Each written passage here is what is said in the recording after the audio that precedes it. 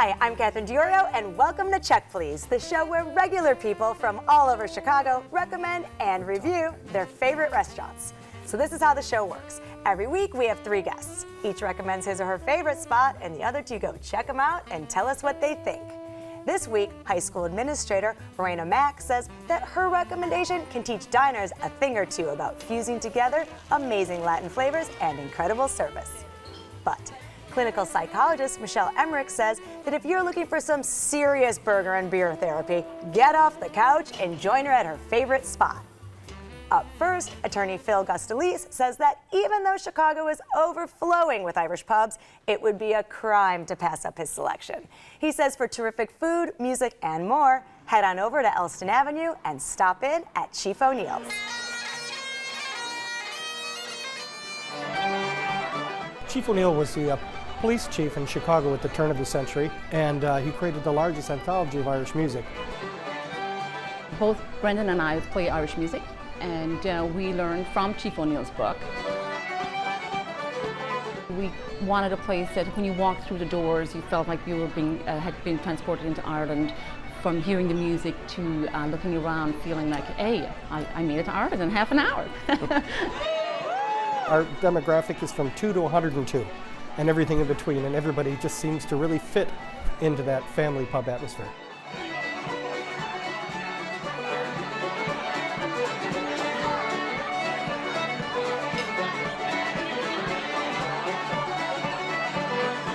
We did have the entire interior imported from Ireland.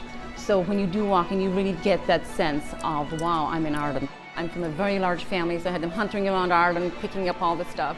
So it was hand-picked and shipped. There's no more stuff left in Ireland. Yeah. You know, it has a little bit of luck. That Irish luck. Irish luck, yeah. Since we've met, we've worked in different businesses together, so I think we know each other now. I wear the pants, although not today. Well, no, I play the bagpipe, so I wear a kilt. So he wears the dress. technically, that could be spun in there.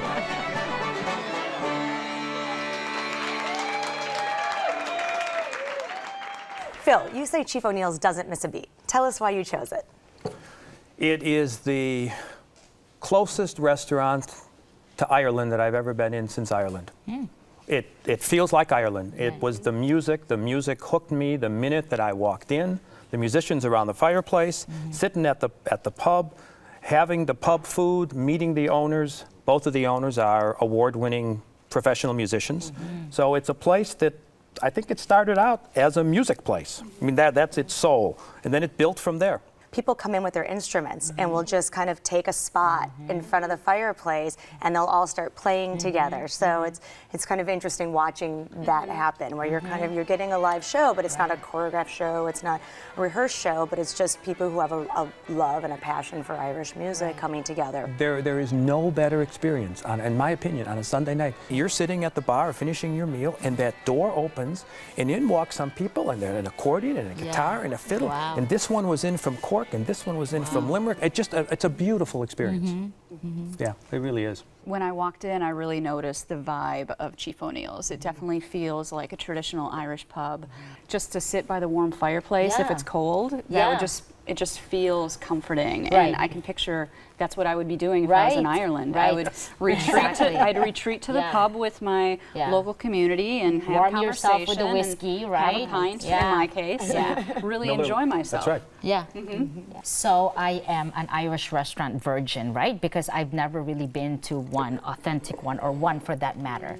And I was immediately impressed by the ambiance that they set. So it'd be that dark pub feel inside if you want that, to kind of toss a few with your buddies and jam, what have you, but then if you want like more of a fresh air and more of that, fresh Emerald Isles atmosphere, then you go to their garden and you go to their patio and you get the best of both worlds, and to really introduce somebody for the first time to what a good Irish restaurant should be like. So can you tell us a little bit, so we know fish and chips, because that's what you're always gonna kind of know is like a go-to in an Irish pub, but what other kind of food can you get at Chief O'Neill's? Well, they have pub food, of course, but they have some wonderful appetizers. The recent one is Scotia eggs that were just fabulous. They have meatloaf that was better than the meatloaf my mom made. Wonderful lamb dishes, especially in the winter. Just sort of good comfort food. When we went to Chief O'Neill's, I was really appreciative of the little homemade soda bread they bring you. It's really moist, sweet, with some caraway seeds and oatmeal. That was a really nice starter. Then we had the goat cheese fondue, which was lovely. To go to an Irish pub for me, I never even look at the menu. I always order the fish and chips, so that was a no-brainer. I think the fryer just wasn't at the right temperature because my fish was pretty greasy and my fries were pretty greasy. I thought it was great that they came with some mashed peas, which is really traditional, and I'm sure the temperature of the oil is a really quick fix, so I can believe that they're probably lovely most of the time. My husband had the meatloaf, and it was wonderful. And the cool thing I think about Chief O'Neill's too is that for being an Irish pub with the dark wood, it wasn't dark inside during the day like it can be sometimes. They had it really well lit. The stained glass brought in a lot of light, so it was, you could still see everything and enjoy the people you're with and see what you're eating. So I agree with Michelle. I also ordered the goat cheese fondue, and those pita chips were so good. We asked for a second set of them, right? And so it helped that I was with some pretty girlfriends that convinced the waiter to, yes, please bring us an extra serving of this, But for appetizer, we also had some steak crostini. That was phenomenal, phenomenal. That's a good dish. That was, very, very surprising. And then I myself had shepherd's pie. Stick to your ribs, like comfort food. That's just, it was amazing. And the service was impeccable. So there were servers coming out from the kitchen, and they took the time to kind of establish eye contact with you and say hello. Other people that were around there, it was just, very genuine. Well, Phil, we are talking about an Irish pub, so we need to talk drinks. And their pint of Guinness is actually award-winning, and they actually use the tagline, "The pub you practice for," which they actually got permission from Guinness to use that because the original tagline of an old advertisement from Guinness was "The pint you practice for." One of the things that Brendan has told me, he said every 10 to 12 or 13 days, they completely clean the system, the plumbing, as it were. Because I've heard other people say, just overhearing conversations at the bar, wow, this is a good harp, or this is a good Guinness. And I'm thinking, well, it's the same Guinness, it's the same harp, but it's the cleanliness of the system. Clean the lines. Yes. Really Exactly. Yeah, I guess it does. Yeah, it makes a big difference in the viscosity and the flavor of the beer. Well, Phil, you chose Chief O'Neill's. Sum it up for us. Wonderful food, great drinks, and a great vibe, just a great party place. Great. Verena? Comfort food with genuine Irish hospitality. Michelle? A nice, approachable Irish bar that's got a good, warm, hearty feel that I'd love to spend a cozy day on. You can try the fish and chips for yourself at Chief O'Neill's, 3471 North Elston Avenue, 773-583-3066. Open for lunch Friday through Sunday, dinner every day, and brunch on Sundays. Reservations are accepted, and the average tab per person without drinks is $25.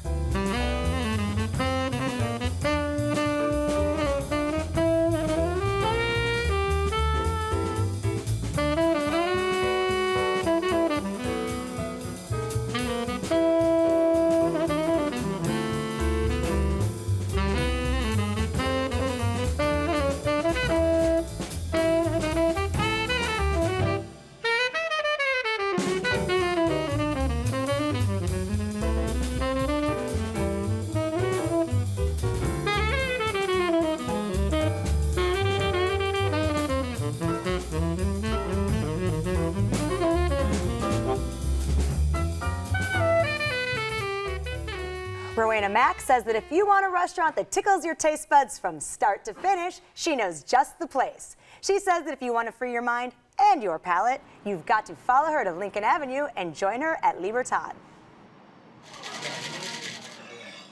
When I came to the United States in 1994, so I started to work at a lot of different restaurants. So I learned a lot of, different flavors for all different parts of the work.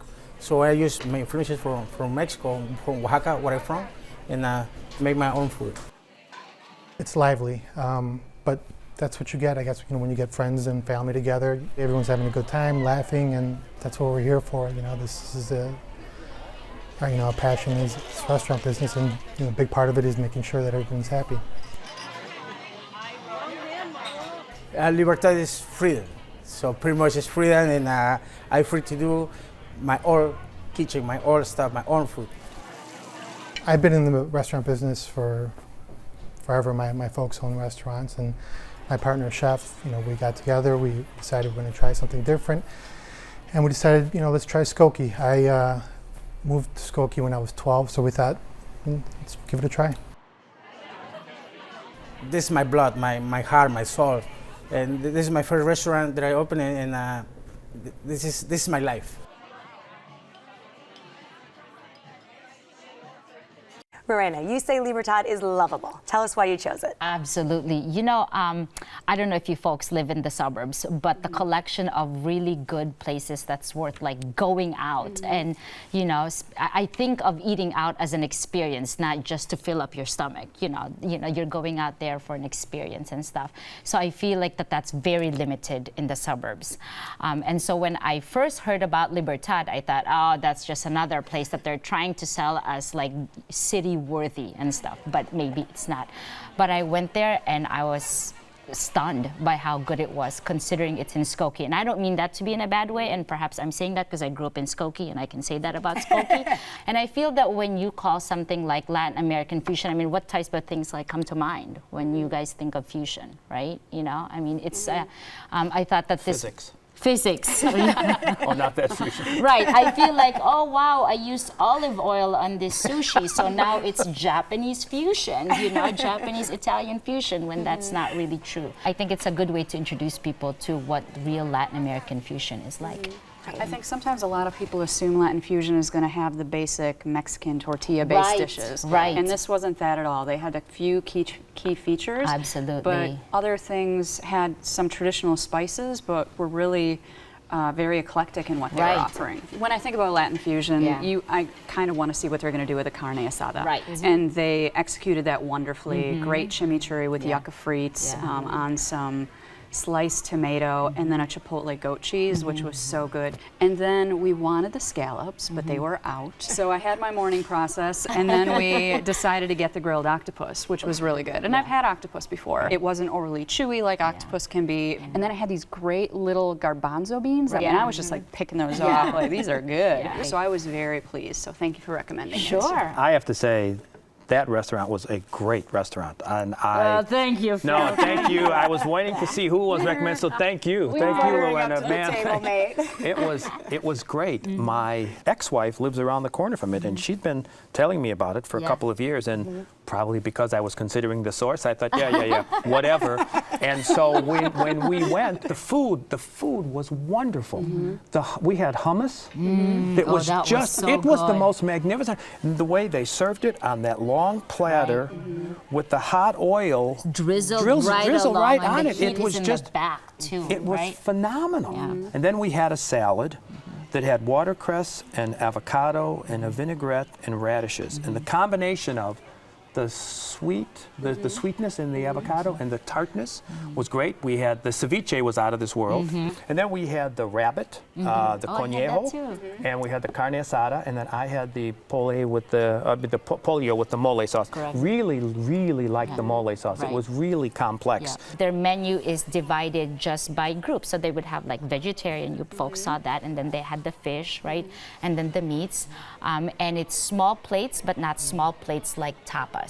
So my recommendation is definitely to pick a couple from each category. And whenever I order, the waiter always goes, there's just two of you. Do you really want two from each side? And I have to say, don't worry, I may be small, but I can eat.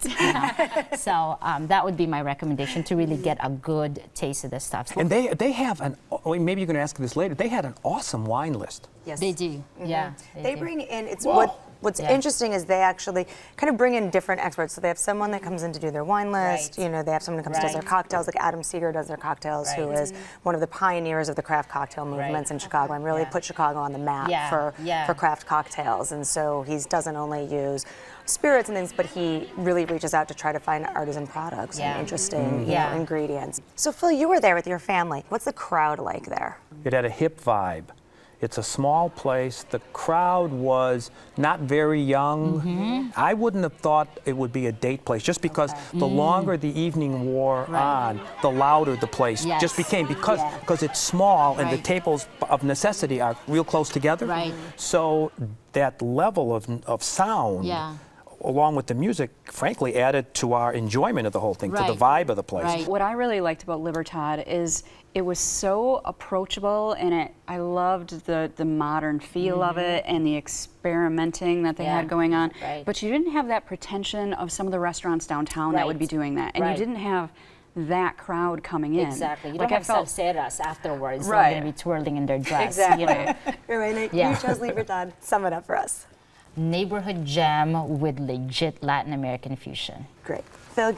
Great Latin American fusion vibe restaurant. Go back there in a second. Michelle? A lovely treasure in the suburbs, and I'm glad I live close. You can try the Latin flavors for yourself at Libertad, 7931 Lincoln Avenue in Skokie, 847-674-8100. Open for dinner Tuesday through Sunday and also for brunch on Sundays. Reservations are accepted, and the average tab per person without drinks is $25.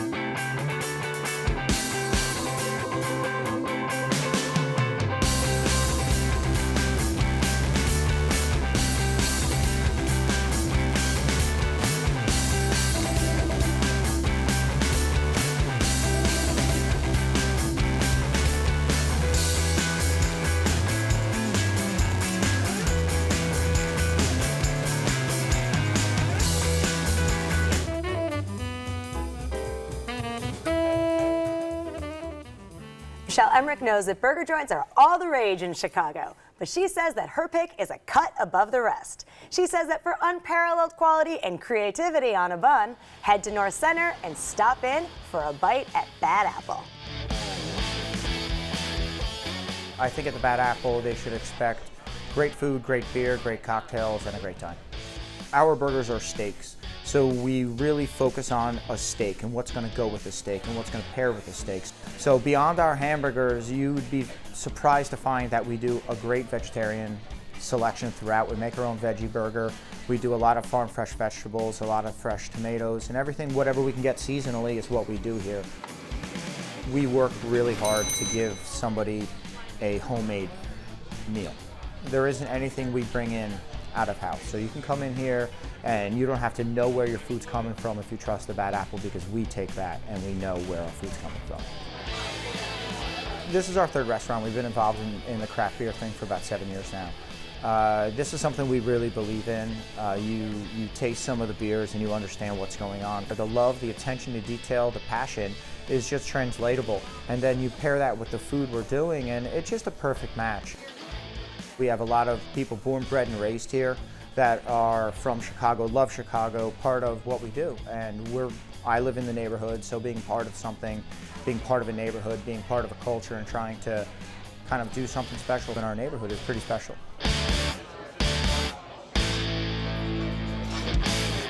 Michelle, you say Bad Apple is all good. Tell us why you chose it.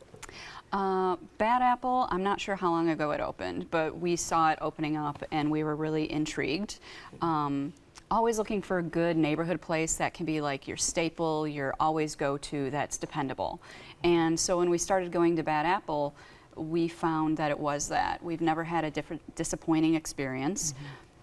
The beer menu is gigantic, and so my husband and his friends, they brew beer, they love craft beer, and so they always get to experiment, and I'm not really even a beer drinker. I'm known for my Miller Lite. Yeah. But what's cool about Bad Apple is I've been able to stretch there and try different things, and I can talk with the servers who are always knowledgeable and well-informed about every single beer, and they help me try something new, something that's going to be a little out of my comfort zone, but still be delicious and drinkable. The burgers are wonderful. They're always moist and well-cooked, like they actually know what medium rare is, and come with some really unique toppings. For appetizers, they have fried battered cheese curds, and I'm Man, those were right. better than Door County, Wisconsin cheese from curds. Better than Culver's. Yes. Better than Culver's. Who Yes. invited you? Who invited you on the show? Culver's. So I'm from Wisconsin, so to find a really good cheese curd says a lot. They also have this lovely meat and cheese platter that we finally tried, and they do all their own meats. So this time it came with pork belly pastrami, which If there was nothing else on the platter, that would have been fine. So this gave you a chance to try something new that you wouldn't normally have. It's funny that you mentioned that because one of the things they say is they designed the place to kind of push people kind of out of their comfort zones. So they created this beer menu of over 200 beers. So speaking of stretching outside the comfort zone, Phil, what did you think when you went there?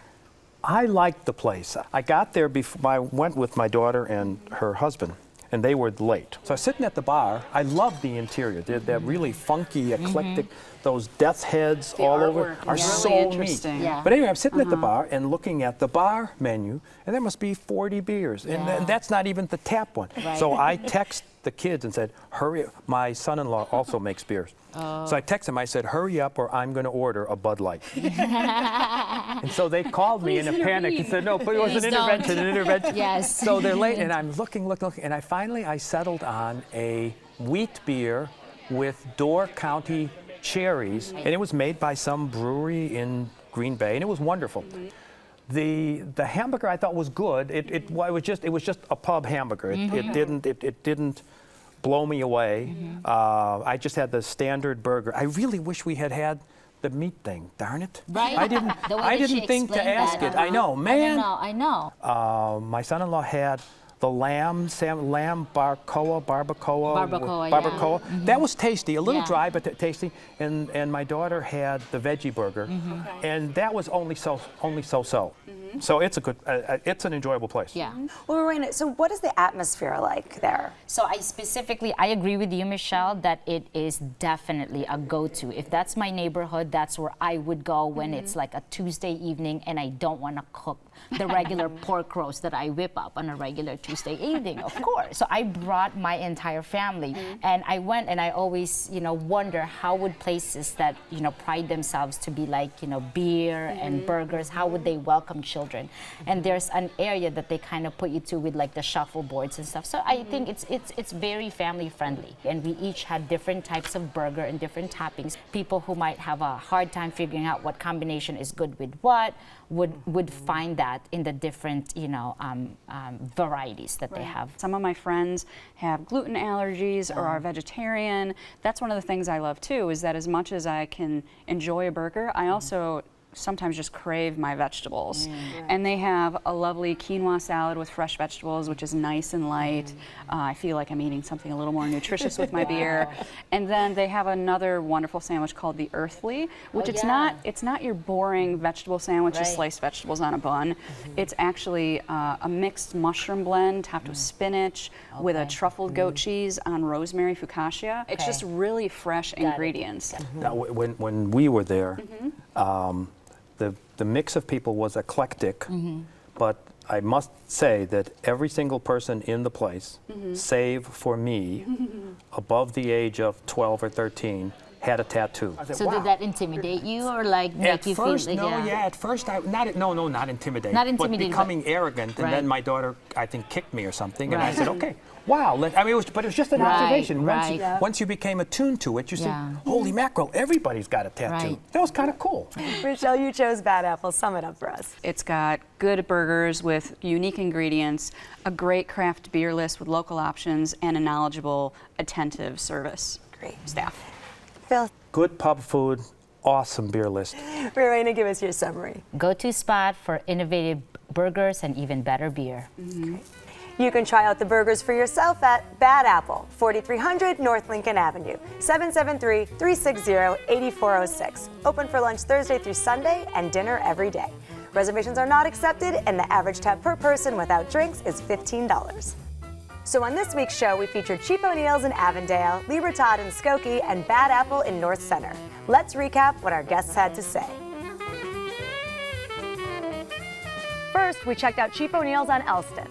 Phil recommends it and says go for the music, but stay for the food. Rowena had a great girls' night out and loved the comfort food. Michelle enjoyed the atmosphere and solid Irish cuisine. Then we went to the north suburbs and landed at Libertad. Rowena recommends it for amazing Latin American fusion. Michelle loved experimenting with the flavors and can't wait to go back. Phil thought the food was phenomenal and enjoyed it from start to finish. Lastly, we stopped in at Bad Apple on Lincoln Avenue. Michelle recommends it for the gigantic beer menu and unique burgers. Rowena thought it was a great go-to neighborhood spot for burgers and beer. Phil was pleased with everything and will be back to try the charcuterie. We've had a wonderful time this week. I want to thank my guests, Philip Gustalis, Rowena Mack, and Michelle Emmerich. Join us next week for 3 new guests recommending 3 of their favorite restaurants right here on Check Please. I'm Catherine Diorio, and I'll see you then. Cheers. Cheers. I just missed my glass. I was like pointing around it because I have a fishbowl. For more information about the restaurants featured on Check Please, go to WTTW.com/checkplease.